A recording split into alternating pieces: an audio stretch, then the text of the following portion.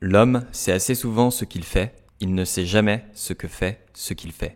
Paul Valéry. En ce moment, faut avouer que c'est un petit peu difficile de comprendre ce qui se passe dans le monde. Bon, les sujets sensibles comme les tensions géopolitiques ou la destruction de l'environnement ont commencé à avoir l'habitude. Mais tout récemment, il y a eu ça. ChatGPT.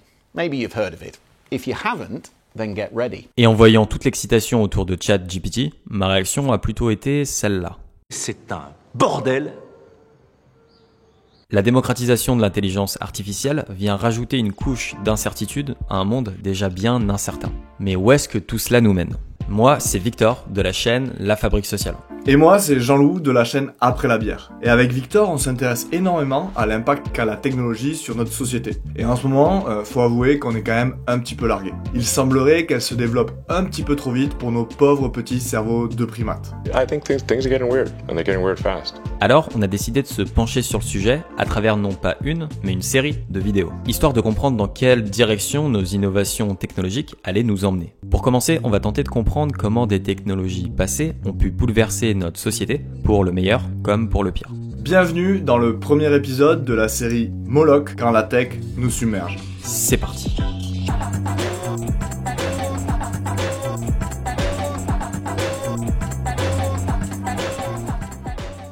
Technologic. Le terme technologie a des usages et des définitions différentes. Mais pour cette vidéo, on va devoir en choisir une. C'est la minute définition chiante. La technologie, c'est l'application de connaissances complexes à la résolution de problèmes, intégrés dans des artefacts conçus intentionnellement. Donc par exemple, une ampoule peut être considérée comme une technologie puisque ça résout un problème. Jour. Nuit. Jour. Et parce que c'est un objet complexe qui est le produit d'une réflexion humaine. A l'inverse, la lumière du soleil, même si c'est très utile, n'est pas une technologie à proprement parler, puisque ça n'a pas de nécessité d'intervention humaine. Alors oui, on sait tous que des technologies comme l'ampoule ont profondément changé nos sociétés. Il me faudrait une torche pour mon cousin Hubert. Mais est-ce qu'on se rend vraiment compte à quel point ? Dans son livre Sex, Ecology and Spirituality, l'écrivain américain Ken Wilber analyse l'impact qu'a pu avoir une technologie aussi innocente que la charrue.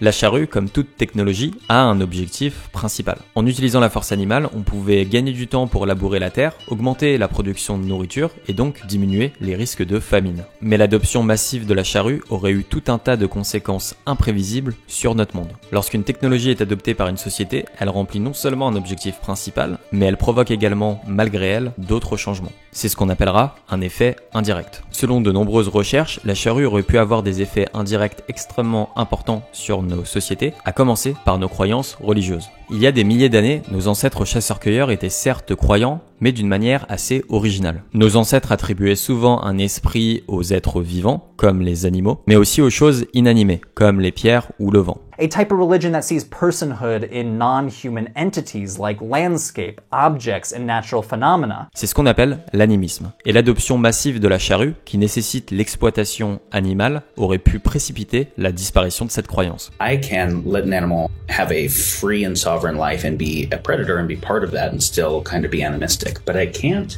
yoke a buffalo. I can't breed it into an ox, yoke it, cut its testicles off, bind its horns, and beat it all day long and be animistic. La contradiction était donc intenable. Mais alors, quelle option choisir ? Abandonner l'utilisation de la charrue pour conserver les valeurs de l'animisme, ou bien faire une croix sur ces valeurs pour se protéger d'éventuelles famines ? La survie a primé sur les valeurs. Et alors que les tribus animistes se considéraient comme faisant partie intégrante de la nature, les sociétés agricoles ont complètement changé de philosophie. Nous n'étions plus les enfants de la nature, nous étions devenus ses maîtres. Et ce rapport au monde, il est encore au fondement de la civilisation moderne. La nature, elle doit être au service de l'humain et pas l'inverse. Okay, let's begin the barbecue. You're not gonna slaughter that pig here, are you? Not to worry. I have a permit. This just says I can do what I want. Mais la charrue aurait eu d'autres effets indirects majeurs sur nos valeurs. Selon différentes études, la répartition des rôles entre hommes et femmes peuvent en partie être expliquées par les traditions agricoles d'une société. Et l'adoption de la charrue aurait pu jouer un rôle déterminant. Maîtriser une charrue, c'est un exercice qui nécessite des capacités spécifiques. Beaucoup de force en haut du corps et une forte poigne pour maîtriser la charrue ou l'animal qui la tire. Et ça, c'est des caractéristiques qui sont surreprésentées dans la population masculine. Dans les sociétés agricoles, la charrue aurait donc donné à l'homme le rôle de producteur transporteur principal de la nourriture. Ce qui n'était pas forcément le cas dans les sociétés qui précédaient la charrue, où à l'inverse, les femmes pouvaient produire la majorité de la nourriture. L'anthropologue Peggy Sunday analysait que les divinités féminines apparaissaient quasiment exclusivement dans les sociétés horticoles qui précédaient l'invention de la charrue. Quand on est passé aux sociétés qui utilisaient la charrue, quasiment toutes les divinités étaient devenues masculines. Alors franchement c'est top le cours d'histoire sur les divinités et tout, hein, mais qu'est-ce que ça a à voir précisément avec aujourd'hui ? Eh bien des milliers d'années après son invention, l'adoption de la charrue laissera encore des traces dans la société actuelle. Par exemple au Burundi, un pays où l'agriculture est marquée par l'utilisation de la houe, 90% des femmes travaillent hors du foyer. À l'inverse, en Inde, où l'agriculture a été marquée par la charrue, les femmes sont beaucoup plus présentes dans le foyer. L'adoption massive de la charrue aurait donc engendré des effets indirects extrêmement importants sur nos valeurs, pour le meilleur ou pour le pire. Mais la charrue n'était qu'un échauffement. Il nous faut un nouvel exemple. Un exemple de merde.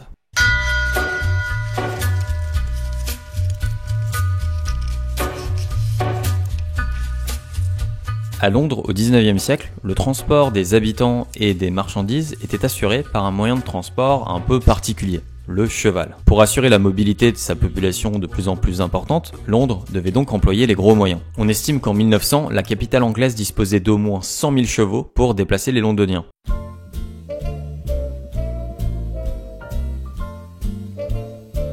Mais alors que les chevaux étaient de plus en plus nombreux, un effet indirect assez original a fait son apparition. La merde de cheval. Comme tout mammifère, le cheval fait caca. Quand il y en a un, ça va. C'est quand il y en a 100 000 qu'il commence à y avoir des problèmes. À l'époque, le magazine Time calculait qu'au rythme de défection des chevaux londoniens, dans 50 ans, chaque rue de Londres serait ensevelie sous 3 mètres de caca. That is one big pile of shit. Le caca rendait la ville extrêmement polluante, collait aux semelles des chaussures des pauvres londoniens et contaminait l'approvisionnement en eau. Une véritable cascade d'effets indirects s'était abattue sur la ville de Londres. L'heure était grave. Il fallait vite trouver une solution avant que Londres ne se transforme en une énorme bouse de cheval. Heureusement, quelques années plus tard, une solution miracle fit son apparition. La voiture. And what Henry Ford had foreseen happened. Mass production and the assembly line drove the price of the Model T down from $850 to $300. Now everybody could have one. L'automobile, en remplaçant le cheval comme mode de transport principal, a non seulement facilité le déplacement des Londoniens, mais a également résolu le problème de merde. Sauf qu'il ne faut pas crier victoire trop vite. L'automobile, comme les chevaux ou la charrue, allait provoquer des effets indirects inattendus, parfois bons, souvent mauvais.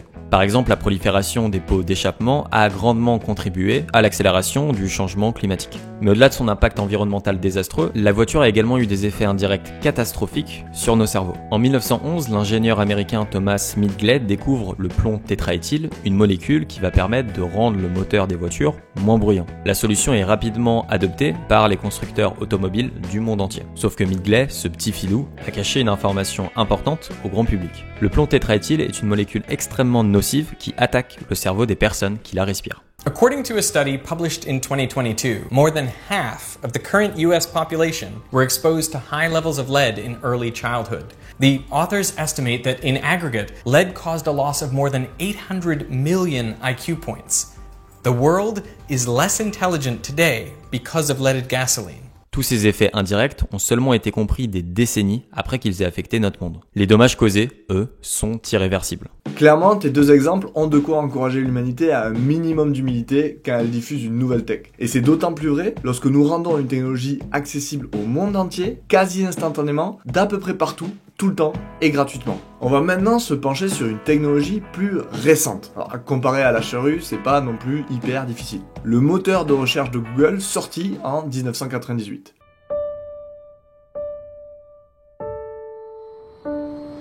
L'objectif premier de cette technologie était hyper simple, mettre un peu d'ordre dans le bazar du web. Et c'était franchement hyper nécessaire. Victor s'en souvient probablement pas, mais les plus anciens, eux, s'en souviennent. À cette époque, il commençait à y avoir des pages dans tous les sens. Plus personne s'y retrouvait vraiment. Il fallait clairement un meilleur moyen de s'y retrouver. À l'époque, il y avait un portail de recherche qui s'appelait Lycos. Le symbole, c'était un chien noir qui était supposé filer comme l'éclair dans les tréfonds d'internet pour nous rapporter l'info, comme s'il s'agissait d'un bâton.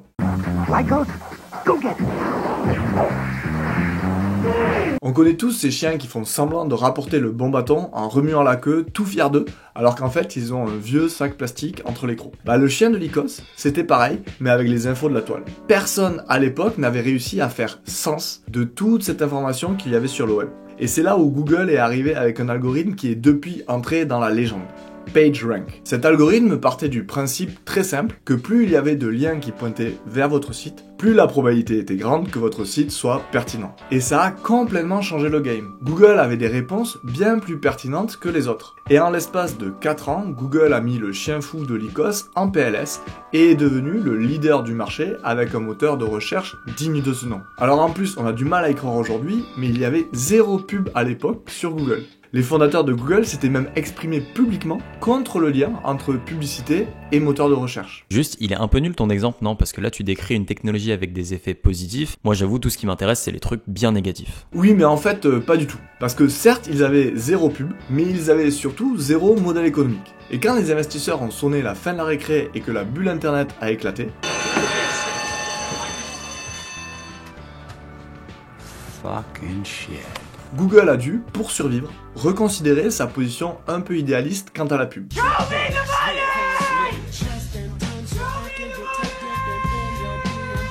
Par contre, tant qu'à la reconsidérer, Google l'a fait de la manière la plus maligne possible. Et alors là, pour comprendre le génie de comment ils ont implémenté la pub sur leur moteur de recherche par rapport à ce qui se faisait à l'époque dans la concurrence, il faut se remettre dans l'esprit des années 2000. À l'époque, on est d'accord, c'est la préhistoire d'Internet. We're riding on the internet, cyberspace, set free, hello virtual reality. Rien que vendre des mots-clés à des annonceurs pour leur assurer l'affichage de leur site en fonction d'une requête utilisateur, c'était une innovation de dingue. Et il y avait d'ailleurs qu'une seule plateforme qui le faisait, GoTo.com. Ou le petit placement de produit très bien joué. Certes, mais pas aussi malin que ce qu'a fait Google à ce moment-là de la compétition. Ils se sont mis à vendre non plus des mots-clés, mais des nombres de clics. Les annonceurs ne choisissaient plus leurs mots-clés eux-mêmes, mais ils déléguaient la tâche à Google qui, avec toutes les infos à sa disposition, choisissait d'imprimer les publicités uniquement aux utilisateurs les plus à même de cliquer. En fait, les annonceurs ne payaient que si l'impression aboutissait à un clic. Ça avait pour effet de maximiser l'impact des campagnes côté annonceur, tout en évitant de polluer les résultats côté utilisateur, comme sur GoTo.com. Et avec ce nouveau produit, AdWords Select, les revenus publicitaires de Google ont littéralement explosé. Yes. Thank you, Jesse. C'est en voyant le succès de cette stratégie basée sur les données personnelles que sont nos requêtes sur un moteur de recherche, que Google a réalisé à quel point il était rentable de pouvoir prédire ce qui allait faire cliquer les internautes. De là, Google a étendu le raisonnement à toutes les données personnelles, qui peuvent par définition améliorer leurs prédictions et donc par la même occasion rendre l'impression de publicité plus efficace. Ils étaient assis sur une mine d'or. Et ça, en fait, ça a été le début de la fin. C'est littéralement le début de l'économie de l'attention dont je parle souvent sur Après la bière et aussi de ce que l'excellente Zuboff a appelé le capitalisme de surveillance, où tous les moyens sont bons et légitimes pour extraire le plus de données possible de ce qu'on fait sur le net, afin de vendre toujours plus de clics à des annonceurs qui tenteront ensuite de nous refourguer toute la merde dont on ne savait pas qu'on avait besoin. En fait, c'est tout simplement le début de la personnalisation du web, des algorithmes de recommandation et de l'extraction de toutes les données personnelles possibles et inimaginables. Et donc, par voie de conséquence, c'est le début des réseaux sociaux, de l'aggravation de la polarisation politique, de la manipulation massive d'élections, de l'augmentation des maladies mentales chez les jeunes filles, etc., etc. Welcome to the internet. What would you prefer? Would you like to fight for civil rights or tweet a racial slur? Be happy, be horny, be bursting with rage. We got a million different ways to engage. Et tous ces effets indirects monumentaux, parce qu'à un moment, Google a un peu modifié sa technologie pour trouver un modèle économique. En fait, c'est de ce péché originel qu'a émergé une bonne partie de la mouise de laquelle on essaie tous et toutes de se sortir au quotidien. On vient de voir comment une technologie pouvait avoir des effets indirects imprévisibles et parfois destructeurs pour une société. Pourtant, notre culture associe encore trop souvent l'innovation technologique à la notion de progrès. Ce courant de pensée, c'est ce qu'on pourrait appeler le modèle naïf. Selon le chercheur américain Langone Winner, il s'appuie sur les constats suivants. Premièrement, les humains comprennent parfaitement les technologies qu'ils créent. Deuxièmement, nos technologies sont parfaitement sous notre contrôle.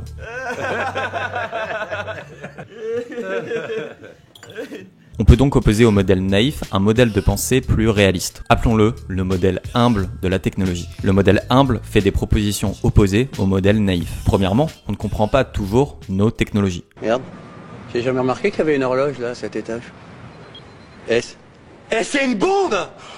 C'est une bombe, ça. Deuxièmement, les technologies engendrent un certain nombre d'effets indirects qui ne sont pas toujours sous notre contrôle. Parfois, nos inventions créent des problèmes encore plus importants que ceux qu'elles étaient censées résoudre, comme lorsque nous sommes passés du cheval à la voiture en engendrant un problème de pollution encore plus important. Voilà pourquoi, comme le rappe Kendrick Lamar, il nous faut retrouver de l'humilité lorsqu'on adopte une technologie. Mais face à tant de complexité et d'incertitude, existe-t-il un moyen d'anticiper les effets indirects d'une technologie ? C'est hyper difficile. Par définition, les effets indirects sont imprévisibles. La seule chose qu'on peut faire dans une certaine mesure, c'est être sur nos gardes de fou face à des technologies au potentiel d'effets indirects énorme. Et ça, du coup, on peut l'anticiper ? Eh bien, il y a un type de technologie qui a toujours profondément bouleversé les sociétés humaines. Ce sont les technologies liées à notre capacité à communiquer les uns avec les autres. What the fuck you saying? I can't understand. Say that again. I said I want to see on the last ride. What the fuck you saying? Et c'est logique, hein, car comme l'explique Heinrich dans son excellent Le secret de notre succès, ce qui fait que nous sommes parvenus à une domination écologique planétaire, ça n'est pas, comme nous aimons le penser, une supériorité cognitive absolue, mais une supériorité cognitive bien plus spécifique. Parce qu'en fait, il y a tout un tas de tests cognitifs sur lesquels on est à peine meilleur que les orang-outans et où les chimpanzés nous mettent la petite pichenette de l'humiliation.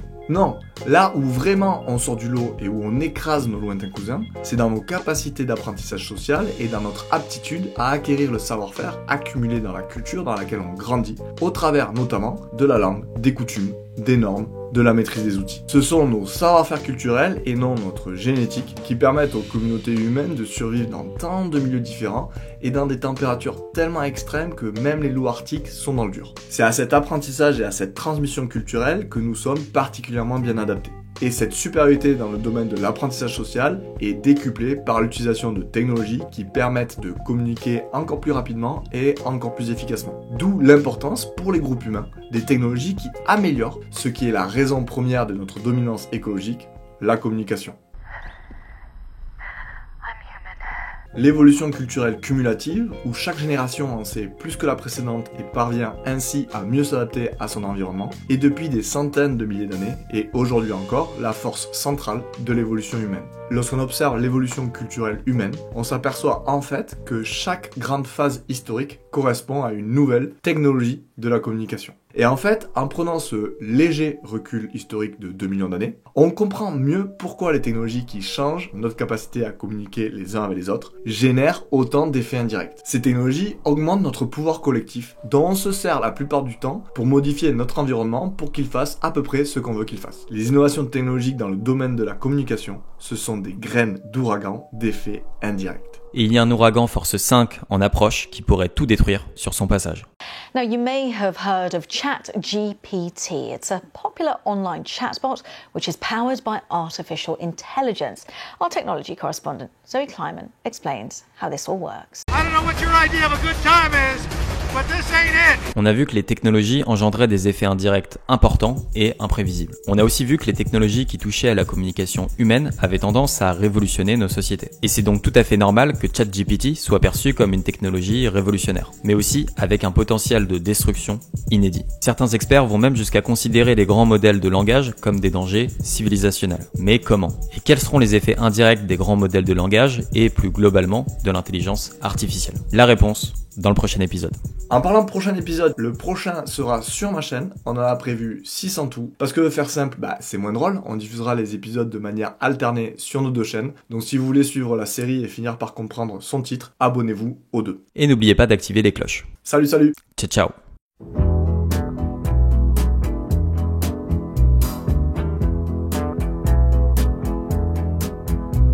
I'd like to know you, baby.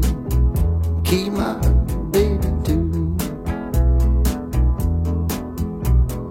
Put my arm around you. That's all I want to do. If the sun don't shine